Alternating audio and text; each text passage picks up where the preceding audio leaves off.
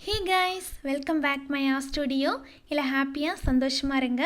நான் இன்னைக்கு உங்களுக்கு என்ன சொல்லி கொடுக்க போறேன் அப்படினா ஒரு சின்ன ஒரு ஆர்ட் வர்க் DIY கூட சொல்லலாம். ஒரு bookmark தான் நாம இன்னைக்கு பண்ண போறோம். அதுக்காக நான் ஒரு சின்ன பீஸ் பேப்பர் எடுத்துர்க்கறேன். நீங்க கார்ட்போர்ட் மாதிரி கூட எடுத்துக்கலாம். பட் நான் இன்னைக்கு ஒரு ஹேண்ட்மேட் பேப்பர் தான் எடுத்துர்க்கறேன். குட்டியான ஒரு பீஸ். அதில இந்த மாதிரி ஒரு ஃப்ளவரோட ஸ்கெட்ச் போட்டு வச்சிருக்கேன். சின்னதாக தான் போட்டிருக்கிறேன். அதுக்கப்புறமா இந்த மாதிரி ஒரு ப்ரஷ் எடுத்துக்கோங்க. தென் எனக்கு பிடிச்ச அக்ரிலிக் கலர்ஸ் நான் எடுத்துருக்கிறேன். நான் என்ன பிராண்ட் யூஸ் பண்ணுறேன் அப்படின்னா அந்த இதை யூஸ் பண்ணுறேன். இதோட லிங்க் வந்து நான் கீழே கொடுக்குறேன். உங்களுக்கு தேவை இருக்குது அப்படின்னா நீங்கள் கிளிக் பண்ணி அதை பார்த்துக்கோங்க. ஓகே, நாம் இப்போ ஸ்டார்ட் பண்ணலாம். நீங்கள் வந்து வாட்டர் கலர்ஸ் நான் யூஸ் பண்ணி பார்த்துருப்பீங்க. அதுக்கும் இதுக்கும் ரொம்பவே டிஃப்ரென்ஸ் இருக்குது.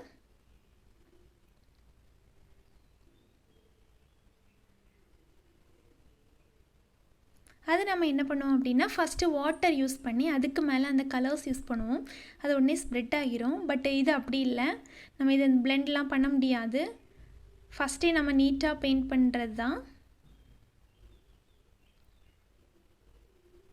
ஒரு சின்ன டிப்ஸ் சொல்கிறேன். என்ன அப்படின்னா அந்த அக்ரிலிக் யூஸ் பண்ணும்போது அந்த ப்ரஷ்ஷோட டிப் இருக்குல்ல அது ஃபுல்லாகவே நீங்கள் லோட் பண்ணிக்கோங்க. அப்போது அப்படி பண்ணிங்க அப்படின்னா நமக்கு வந்து அந்த ஷேப் ஒழுங்காக கிடைக்கும்.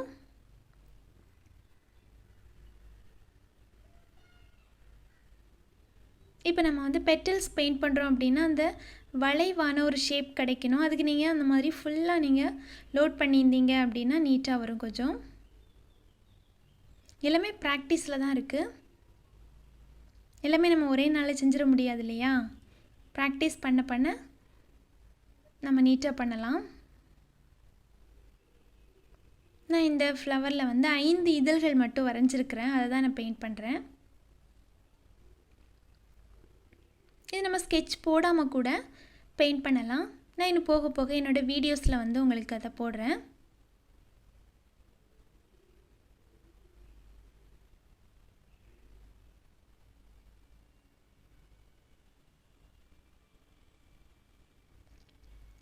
இப்போ நம்ம வந்து எல்லாமே ஹாலிடேஸில் தான் இருக்கிறோம். எல்லாருமே வீட்டில் தான் இருக்கிறோம். ஸோ வந்து நம்ம குழந்தைங்களுக்கு இந்த மாதிரி ஒன்று பண்ணி கொடுத்தோம் அப்படின்னா இல்லை அவங்களையே பண்ண வச்சோம் அப்படின்னா அவங்களுக்கு ரீடிங்கில் ஒரு இன்ட்ரெஸ்ட் வரும். புக் மார்க்கை யூஸ் பண்ணுறதுக்காகவே அவங்க ரீட் பண்ணுவாங்க. அது ஒரு நல்ல விஷயந்தான்.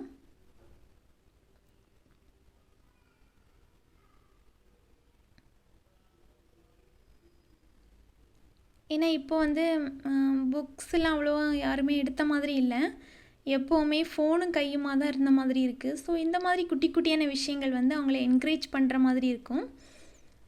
ஸோ முடிஞ்ச அளவுக்கு கொஞ்சம் இந்த மாதிரி விஷயங்களை அவங்களுக்கு வந்து இன்ட்ரடியூஸ் பண்ணுவோம். நான் இப்போ வந்து பூக்கள் வந்து அந்த இதழ்கள் வந்து பெயிண்ட் பண்ணிட்டேன்.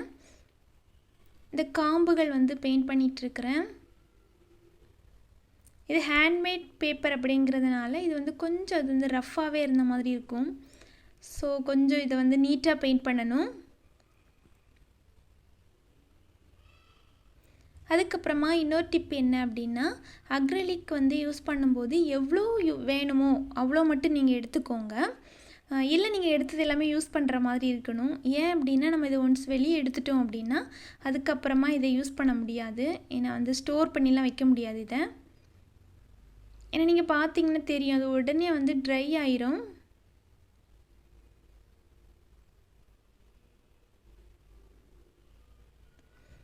நான் இன்றைக்கி இந்த கலர்ஸ் யூஸ் பண்ணுறேன். பட் உங்களுக்கு பிடிச்ச கலர்ஸ் நீங்கள் யூஸ் பண்ணிக்கலாம்.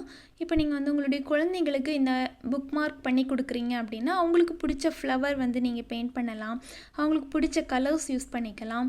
இல்லை அவங்களுக்கு வந்து கார்ட்டூன் நிறைய பிடிக்கும். இப்போ நிறைய கார்ட்டூன் சின்ன சின்ன குழந்தைங்களுக்கு பிடிக்கிற மாதிரி நிறைய விஷயங்கள் இருக்குது இல்லையா? அந்த மாதிரி கூட நீங்கள் பெயிண்ட் பண்ணிக்கலாம். இல்லை ஒரு அழகாக ஒரு ஃப்ளவர் பெயிண்ட் பண்ணிவிட்டு அதுக்கு சென்டர் பார்ட் இருக்கும் இல்லையா? அதில் நீங்கள் வந்து ஸ்மைலி பால் இருக்கும்ல, ஒரு 2 ஐஸு தென் ஸ்மைல் பண்ணுற மாதிரி ஒரு ஷேப்பில் இருக்கும் இல்லையா? அந்த மாதிரி நீங்கள் போட்டிங்கன்னா அவங்களுக்கு ரொம்ப இன்ட்ரெஸ்ட்டாக இருக்கும். இந்த மாதிரி உங்கள் குழந்தைங்களுக்கு எப்படிலாம் பிடிக்குமோ நீங்கள் அந்த மாதிரி யூஸ் பண்ணிக்கோங்க. நான் ஜஸ்ட் இதை ஞாபகப்படுத்துகிறேன் உங்களுக்கு, அவ்வளோதான். அதுக்கப்புறமா நான் வந்து மகரந்தங்கள் போட்டுக்கிறேன். அதுக்காக நான் ப்ரௌன் யூஸ் பண்ண போகிறேன். இதில் எல்லோ யூஸ் பண்ணால் இதை விட அழகாக இருக்கும். ஏன் நான் ப்ரௌன் யூஸ் பண்ணுறேன் அப்படின்னா, நான் வந்து டார்க்கான கலர்ஸ் இங்கே சூஸ் பண்ணியிருக்கிறதுனால ஓகே அதுவும் டார்க்காகவே இருக்கட்டும் அப்படிங்கிறதுக்காக தான் நான் யூஸ் பண்ணியிருக்கிறேன்.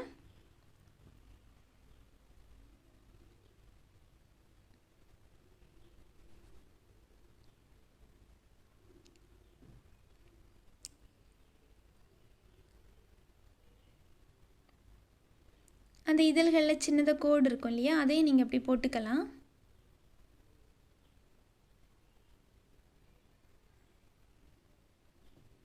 இது ரொம்ப சிம்பிளான ஒரு ஆர்ட் தான். இந்த மாதிரி கூட நம்ம குழந்தைங்களுக்கு பண்ணி கொடுத்து அவங்கள ஹாப்பியாக வச்சுக்கலாம்.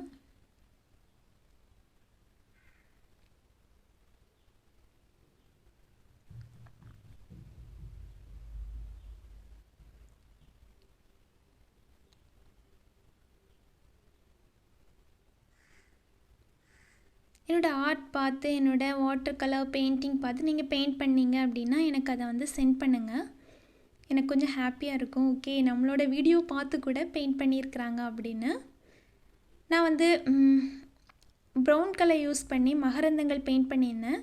இப்போ கொஞ்சம் ஒயிட் ஷேட் கொடுக்குறேன்.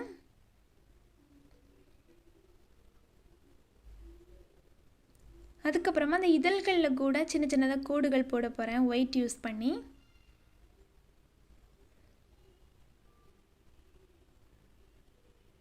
நீங்கள் பெயிண்ட் பண்ணும்போது நம்ம என்னென்ன மெத்தட்லாம் யூஸ் பண்ணால் பெயிண்டிங் அழகாக இருக்கும் அப்படிங்கிறத புரிஞ்சுக்கிட்டு நீங்கள் அதெல்லாம் யூஸ் பண்ணுங்கள்.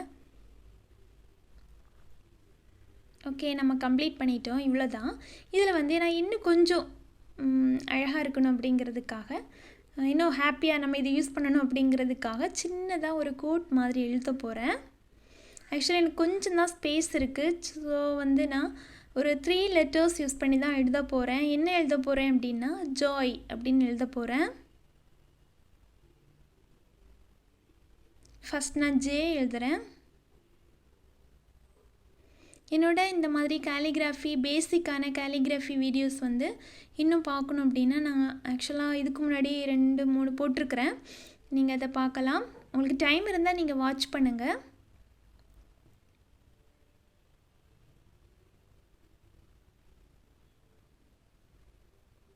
இப்போ நான் ஒய் போடுறேன்.